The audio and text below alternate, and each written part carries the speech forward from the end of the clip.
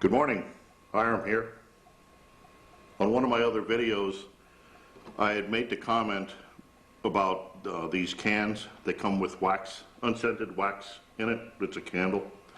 And I said that I wanted the tins, and I pour off the wax for another project. Well, you got to be careful what you say. I've had a number of people asking me what it is I do with the wax.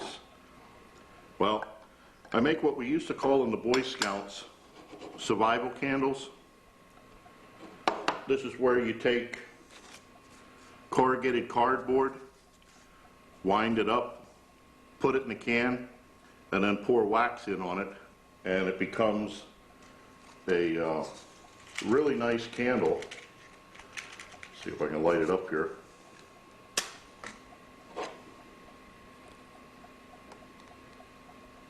That's good for the winter. It'll burn for hours.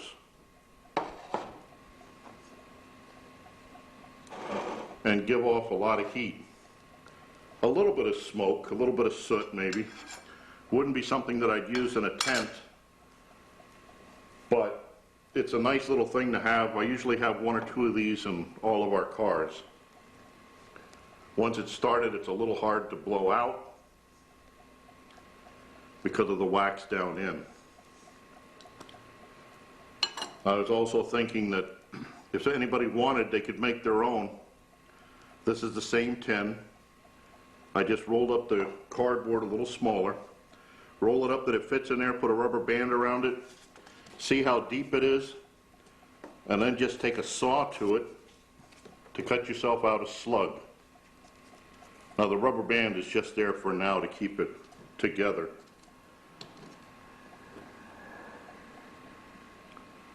And you can make yourself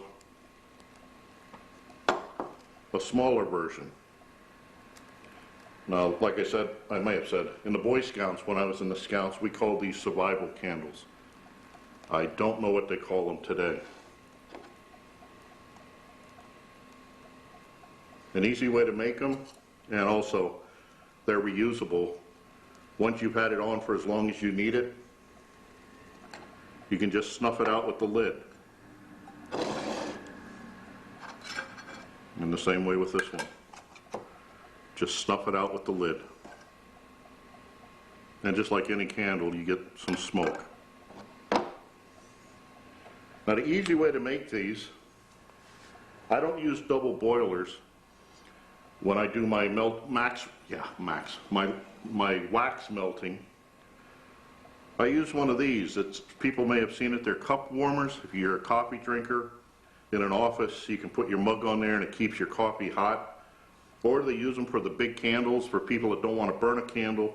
They want to melt it to have the, the fragrance come out. You can just put this tin on this and it melts it right out. May take a little bit longer, but it's safer because you have no open flames.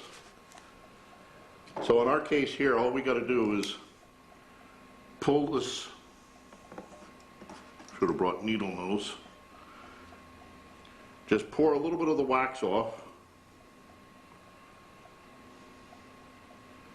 and try to get the wick out. There we go. There's a small wick that's in it. So now what we do is, I've got maybe half the wax in there. If you were making it, if you had other tins, you could just put this in a tin and then pour the wax over. But I'm just going to try this. Just take the rubber band off and slowly put the cardboard down on the wax. You don't want to force the wax out.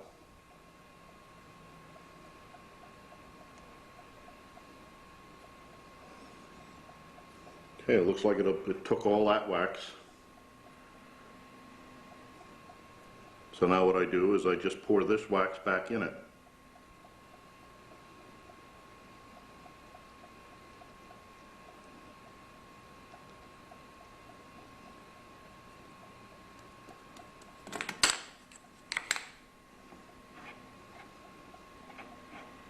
Now if I hadn't slopped wax out, I'd have enough there for the whole candle. If you want, you could cut the wick off and stick it down in one of the holes before it sets.